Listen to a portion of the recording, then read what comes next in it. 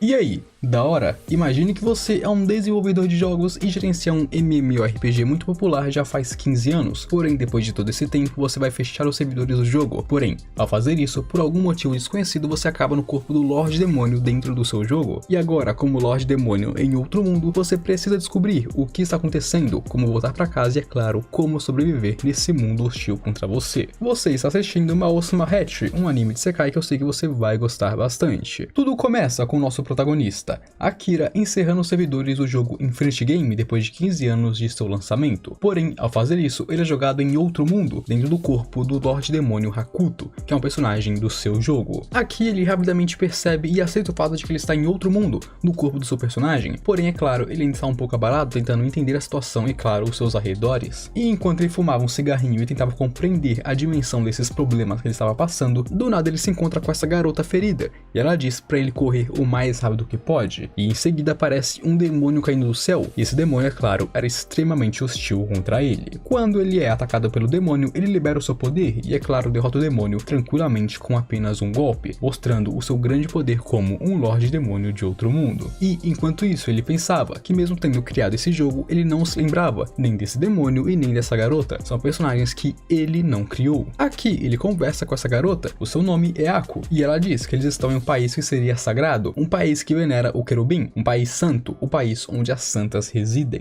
E enquanto a Aku ia tomar banho em um rio para se limpar de toda a sujeira, o Hakuto consegue acessar os privilégios de administrador do seu jogo, porém é claro, por algum motivo desconhecido, afinal eles não estão no jogo, e sim em outro mundo. E com esse privilégio em sua mão, ele pode voltar a abrir o Void e criar itens, e assim trazer uma revolução a esse novo mundo. Aqui o Hakuto diz que ele está fraco, e ele precisa de pontos para subir o nível de suas habilidades, e assim recuperar o seu poder total como era no jogo antigamente. E esses pontos ele consegue, seja lutando ou convertendo itens em pontos. E por isso ele decide que ele iria ir atrás daquele demônio em seu santuário para o matar, e assim ganhar alguns pontos extra para suas habilidades. E para isso ele pede que a Aku o guie até lá, até esse santuário do demônio, até o lugar onde ele residia normalmente, onde ela chora para a gentileza dele. Afinal, até agora o Hakuto tinha sido tão bom com ela como nenhuma outra pessoa tinha sido anteriormente. Ela era uma garota extremamente pobre, que vivia de lixo e catando as coisas dos outros. Ela era uma pária para a vila, todos a odiavam e todos batiam nela, e o Hakuto, sendo tão gentil com ela, tocou o seu coração. Porém, ela ainda segue firme com ele. Ela guia ele até o santuário e logo eles chegariam lá, onde, entrando nesse santuário, a primeira coisa que ele vê são diversos magos negros mortos, e depois ele encontra esse ídolo que parece ser um anjo ou um demônio. Esse ídolo diz que foram esses magos que convocaram o Hakuto para esse mundo, pedindo a invocação de um Lorde Demônio. Ela diz que não poderá o mandar de volta para a Terra, porém ela dá esse anel a ele, um anel misterioso em formato de caveira. E claro, com isso, o ídolo desaparece em cinzas. E agora com isso, o Hakuto decidiu que ele iria para uma cidade grande, e a Aku seria a sua guia definitiva. Mas primeiro ela passaria em sua aldeia, para pegar as suas poucas coisas que ela ainda possui em sua casa. Porém, ao chegar na aldeia, o mal vê diversos moradores batendo e jogando pedras na Aku. E logo, o seu anel responde à sua raiva, dizendo para ele que ele deveria expurgar, que ele deveria exterminar todos os seres humanos, que eles não mereciam viver nesse mundo. De alguma forma, o Hakuto se mantém calmo, porém ele ainda colocou fogo na aldeia e tirou a Aku de lá, levando ela com ele em sua jornada. Enquanto, por outro lado, nós temos a visão de uma das santas, uma garota chamada Luna que está indo subjugar o Lorde Demônio. Voltando para o Hakuto, ele agora está no meio de uma terra desolada, quase um deserto, onde aqui ele está criando uma base para acampar, e no dia seguinte, enquanto ele se movia, ele é alvo de um grupo de bandidos, que é claro queriam matar ele e roubar os seus pertences, onde com seus poderes e habilidades, nada dos bandidos consegue nem chegar perto dele. O Hakuto começa então uma briga com o chefe dos bandidos, que é claro o chamam de velho, e é quando no meio dessa briga a santa aparece, subjugando os bandidos e se apresentando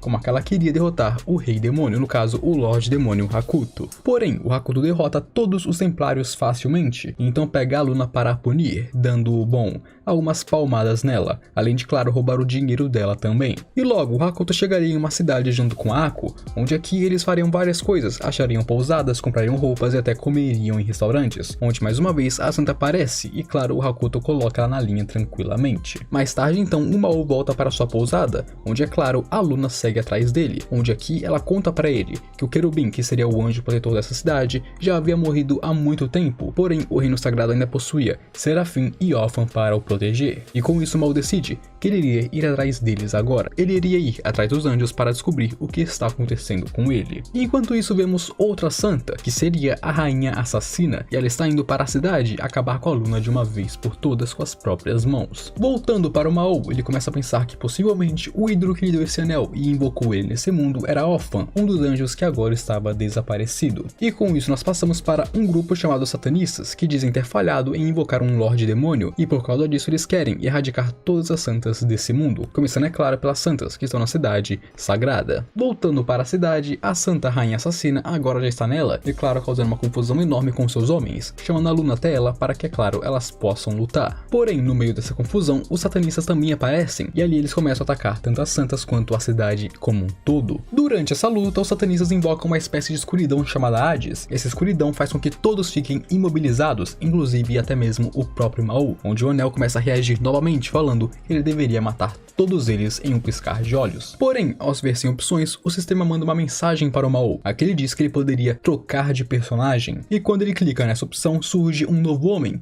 um homem de cabelo branco que parece um delinquente. Porém, ele parece ser muito habilidoso com magia sagrada, usando ela para apagar a escuridão e dar uma surra nos satanistas e assim salvar as santas. Logo, nós descobrimos que o nome dele é Zero, e ele é outro personagem do Mao, ou seja, ele pode alternar entre o Mao e o Zero quando ele quiser. E claro, eles são a mesma pessoa no fim do dia. E logo nós passamos para outro lugar. Dois aventureiros estão no meio de um deserto lutando contra lobos. Porém, infelizmente, a matilha de lobos era muito grande para as duas, e com isso, infelizmente, elas começam a fugir deles o mais rápido possível, onde lá elas encontram o Mao no meio de sua fuga. E claro, o Hakuto, que não é besta, aproveitou essa chance para ganhar muitos pontos de habilidades e derrota todos os lobos facilmente com as suas magias. E agora, com os lobos mortos, o Hakuto conseguiu finalmente pontos suficientes para invocar um dos seus 8 ajudantes que o Lorde Demônio possuía dentro do jogo. E dentre esses 8 ajudantes, ele decide convocar uma cientista, uma médica chamada Yukirino. Ele passa para ela as informações que ele sabe desse mundo até o momento e pede então que ela cure a perna da Ako, para que assim a Ako possa voltar a andar normalmente como uma pessoa comum. E agora, com a Ako curada, o Mao elogia a Yu e com isso consegue mais uma heroína para o seu harém. Logo nós vemos um pouco mais dos satanistas, agora com seu chefe Utopia. O alvo deles agora é destruir a Santa Capital com Hades, exterminando o bem e o mal com ele, não deixando nenhuma alma viva para trás naquela cidade. Voltando para o Hakuto, eles chegam no território da Luna, uma aldeia que ela deveria comandar, porém que em vez disso está sendo comandada pela igreja, e que claro, com a igreja no comando deixa a vida dos seus moradores um tanto quanto infelizes. Porém, o Mao decidiu que ali seria o seu novo território, e logo ele expulsa a igreja e apoia a Luna nesse quesito. Agora esse território seria da Luna, porém quem administraria ele seria o Mao sem sombra de dúvidas. Ele primeiro ajuda a aldeia, dando um poço de água infinita e claro, dando fertilizantes para eles, para que assim eles possam voltar a produzir e vender alimentos, ganhando de uma vez só a confiança deles para o futuro. E enquanto isso, na capital do reino, que seria a Santa Capital, alguns nobres e cavaleiros estão reunidos junto com a Santa Anjo Branco, que seria a irmã mais velha de todas as santas, no caso a terceira e última santa que nós vamos ver nesse anime. Aqui eles estão falando sobre as recentes ações da Luna ao lado do Mao, pensando que este é um tópico sério que eles precisam discutir isso o mais rápido possível. E nós vemos também que na guilda alguns aventureiros estão mostrando interesse em ir atrás do Mao, seja interesses pessoais ou interesses de recompensa para exterminar ele. E agora, voltando para o Mao, enquanto eles comemoravam pela perna curada da Ako, eles encontram uma madame do reino chamada Madame Butterfly, e ela é uma das pessoas mais ricas do reino, e é claro, o centro de todas as mulheres nobres de toda a capital. E com isso, Mao decide que ele queria ser um aliado, e claro, um confidente da madame. E aqui o Mao precisa apenas de duas coisas para fisgar ela. Primeiro ele dá um discurso, e em seguida ele presenteia ela com um sabonete, prometendo que ela se sentiria rejuvenescida ao usar isso. Porém, no meio da conversa, no meio do jantar, os satanistas começam novamente a atacar a cidade, e com isso Hakuto pensa que essa seria a chance perfeita para aumentar a sua reputação com as pessoas, e logo ele vai ao auxílio delas. Ao se juntar aos aventureiros, o Mao extermina rapidamente e facilmente todos os satanistas que ele via pela frente. Porém, os satanistas com as suas mortes, eles invocam um demônio, mas mesmo assim, esse demônio era muito fraco comparado com o Mao, e claro, foi destruído tranquilamente pelo próprio Hakuto, e com isso ele também demonstrou as suas habilidades superiores como um Lorde Demônio verdadeiro. E agora, tendo salvo as pessoas enquanto derrotava o demônio, o Hakuto é muito bem visto e se tornou extremamente popular dentro da cidade. Todos o amam e todos o adoram. Ele conseguiu completar com sucesso o seu plano de ter uma boa reputação. Porém, Utopia, o líder dos satanistas, não está nada feliz com isso e manda uma garota chamada Tron para o Santo Castelo cuidar da situação junto com Hades. Enquanto isso, dentro do restaurante onde a Luna estava com as outras, um palhaço assassino chega para tentar matar ela, porém é claro que a Yu não deixou que isso acontecesse, cuidando do palhaço facilmente enquanto torturava ele de uma maneira que ninguém percebesse. Na cidade, os satanistas estavam perdendo facilmente para o time de subjugação, destruição, e por isso aqueles que restaram decidiram que eles iriam sacrificar as suas vidas para invocar um novo demônio, e com isso eles invocaram o Príncipe das Trevas, Oruichi, ou Ruichi, não sei como falar o nome dele. Com esse príncipe demoníaco sendo invocado, ele começa a disputar o território sagrado com as santas, até que, claro, começaria a luta real entre as santas e, claro, o príncipe demoníaco. Porém, o príncipe, obviamente, desde o começo dominou a luta facilmente, e para ajudar o Oruichi, que já estava dominando a batalha, a Tron libera Hades, e assim aquela escuridão estranha e pegajosa faz com que todo mundo fique imobilizado, e com isso o Oruichi derrota a santa e sua companheira facilmente com apenas um ataque. E vendo essa situação, o Hakuto muda de personagem, afinal, se ele fosse para aquele campo normalmente, ele ficaria paralisado também, porém ele mudou para o Zero, e agora começa não apenas a dispersar Hades, como também usar a sua magia sagrada para derrotar o Oruichi, e ele consegue ser feito facilmente. Mesmo quando o Oruichi entrou em sua forma final, que é esse monstro parecido com um cão e com um morcego, o Hakuto ainda deu uma surra nele, o derrotando facilmente, e no processo salvando a Tron, que havia sido ferida gravemente pelo príncipe demônio. Tendo se passado algum tempo desde a luta, o Hakuto agora se encontra com a Santa Anjo Branco, onde ele recebe a permissão para usar a biblioteca e pesquisar sobre os serafins, e ela